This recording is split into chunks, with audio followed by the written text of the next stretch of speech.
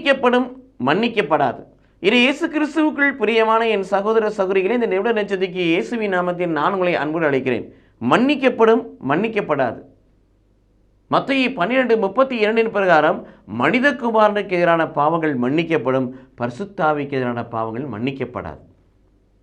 அப்போ இயேசுக்கு எதிராக என்ன பாவம் செஞ்சாலும் மன்னிக்கப்படுமா? அப்படி அல்ல. இது எப்பொழுது ஆண்டவர் சொன்னது? ஊழியம் செய்கின்ற பொழுது, மனுமகனாய் இந்த பூமிக்கு வந்தபோது அவரை குறித்து பலவிதமான காரியங்களை சொன்னார்கள்.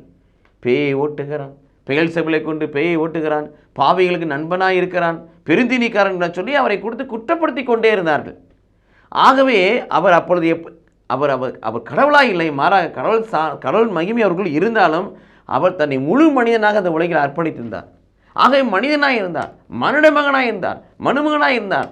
ஆகவே சொன்னார், ஆகவே இந்த மனுமகனுக்கு எதிராக மனுமகனுக்கு எதிராக நீங்கள் இந்த குற்றம் சுமத்துறீங்க, அது மன்னிக்கப்படும்.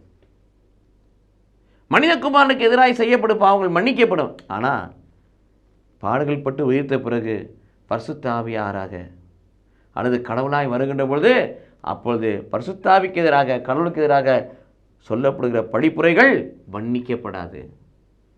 மனுமனுக்கு எதிராக குற்றங்கள் மன்னிக்கப்படுகிறது, ஆனால் கடவுளுக்கு எதிராக செய்யக்கூடிய குற்றங்கள் மன்னிக்கப்படாது என்பதுதான் திண்ணமும் தெளிவுமாக ஆண்டவர் சொல்லுகிறார். இது இயேசு கிறிஸ்துவுக்குள் பிரியமானவர்களே, ஆக மன்னிக்கப்படக்கூடிய பாவங்களும் இருக்கிறது, மன்னிக்கப்படாத பாவங்களும் இருக்கிறது.